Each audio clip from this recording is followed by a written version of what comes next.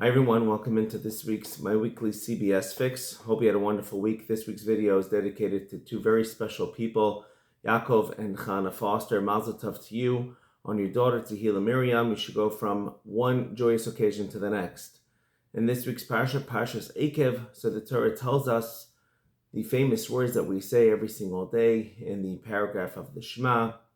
The Torah says, "V'limantem osam es b'nechem l'darber bam." You should teach your children to speak in the words of Torah, u'v'lachta chavadarach, and to go in its way, u'v'shach b'chav k'mecha, even when you lay down or when you wake up.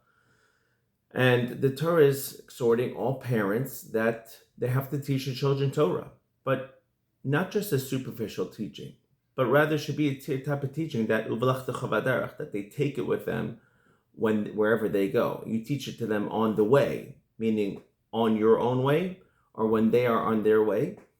And even when you lay down, when you wake up, meaning those are the first things that a person thinks about in the morning, and the last thing that a person thinks about before they go to sleep. And like that, it'll be L'man Yirbu Yemechem, and it'll be good for you in your days to be on the land that Hashem swore to us. So obviously, this is coming to say that learning Torah is our way of life. It's how we live. It is our life, and it should be in a person's mind wherever he goes. So it means Torah learning is not just, or Torah life is not just for when we're learning it, but rather no, even when you're going on the way. Others translate to be a little bit deeper, that when you are with your child at home and you're teaching your child Torah, so great. But then, when you go on your way, it might seem like your child is not going to learn. So the commentaries explain that you should teach your children Torah to the point that even if you're not home, when you are on the way, you know that at home they'll still be living a life of Torah and learning Torah.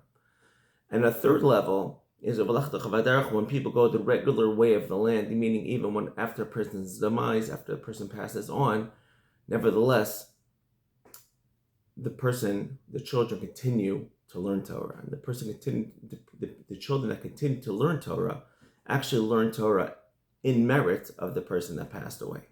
And so therefore, the Torah is charging us with this great responsibility of teaching Torah learning Torah for ourselves, but teaching it to our children, and teaching Torah to our children to the point that it actually becomes part and parcel of who they are.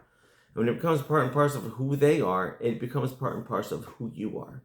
Because when your child learns Torah or does any other mitzvah, because you taught it to them, it's forever in your credit. And it's not just for your children, it's for your children, it's for your grandchildren, until the rest of the time. And any time that a child or a grandchild does a mitzvah because it was something that you taught them, so you'll forever get credit for that. L'man yirbu yemechem v'imei v'nechem ala adam asher nishba, in order that you should have long life.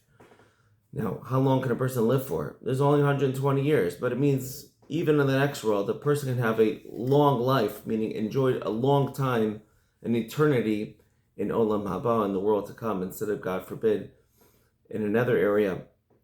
So we have to, any child that we have is so important, is so precious, is so vital upon us to realize what we're charged with and what we have to do. So, but it's for your good, for everyone's good.